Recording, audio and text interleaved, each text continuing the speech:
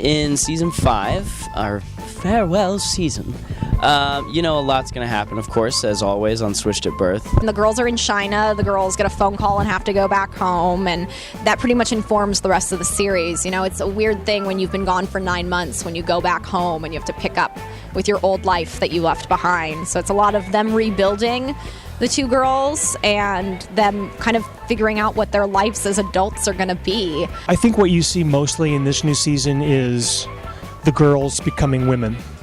Daphne and Bae becoming women, and how that affects everybody around them. They're not little girls anymore. They're not in high school. One of them's not even in college. So it's kind of their entry into the adult world and how we deal with it. What I really like about this season is that it is about Bae and Daphne's friendship. It's so much of it has been about the struggle of being switched and them being family and them not getting along, maybe them getting along, and all of their identities that they're trying to find within themselves. But this season, they know their identities. They know who they are. They're standing on their 2 feet, and they're helping each other grow into the people that they know they want to be. Moa's dream sequences, yes, appearance, and the reason is, and I heard that I can say it, Lily says to Daphne that and Bae that she has my heart because I donated my organs, and does she really has my heart, or does she plays them? So that's the story that started like that, and because of that, this guy started appearing.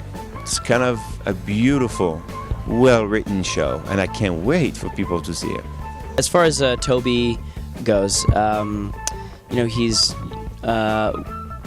obviously still with Lily. They're raising their year-old child, Carlton, with Down syndrome. So there's a lot of problems that come with that. It's not easy, and they're living in London, and so the distance between the family and them creates even more tension, and so they come back and they're here in Kansas City, and they kind of have to switch roles with parenting because the way they try it out first doesn't work out as well as they planned. So. And then after that, it's really Toby's trying to find himself as a father, as a husband, as an adult, and how he's going to deal with separating himself from his family. That John and Catherine, who've supported him and given him all of these things for his whole life. I've been in this business for a long time. And I've learned that not only is it impossible to get a pilot made, but the fact that we actually got it made and did 100 episodes is it's miraculous. I think someone said 2% of shows get to this level. So it's been a great gift. And the fact that the show has been of such high quality is a sort of the icing on the cake.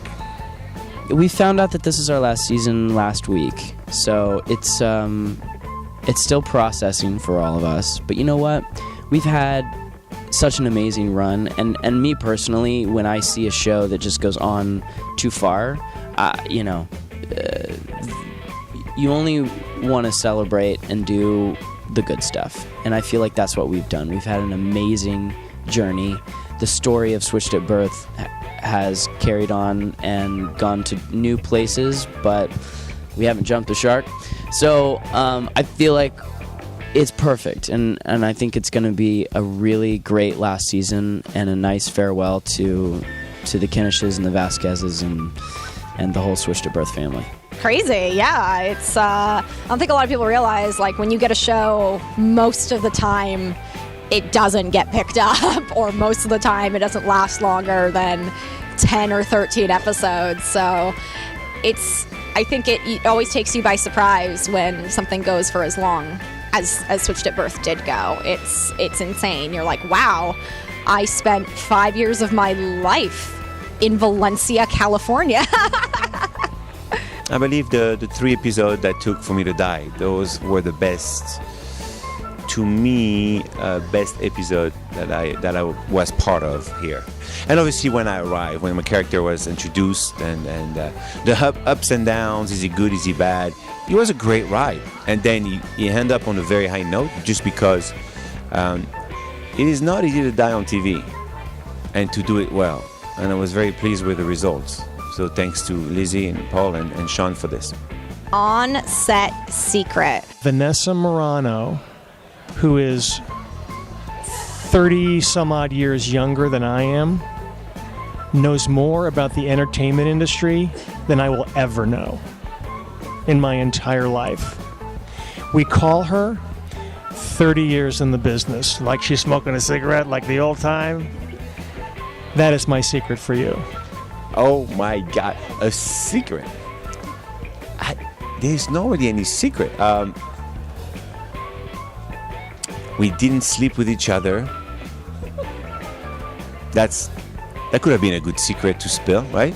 Me and Marley and Constance. That would have been great. Now I'm thinking about it.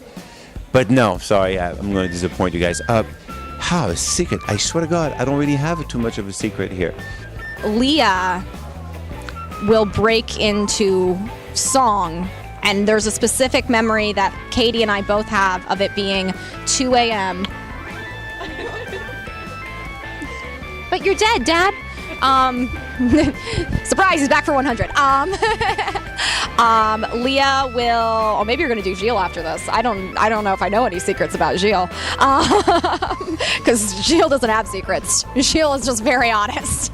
Anyway, Leah will break into song at like 2 a.m. and there was a memory of us being in this living room and her full on doing Britney Spears. Like doing Hit Me Baby One More Time. And it was amazing.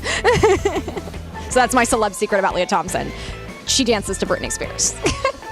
Constance Mary is an addict of posting stuff all day long. If you want to know the truth, she can post and post and post. If I want pictures from the show, I go on her site and I steal it from her and I say, hey, I was there too.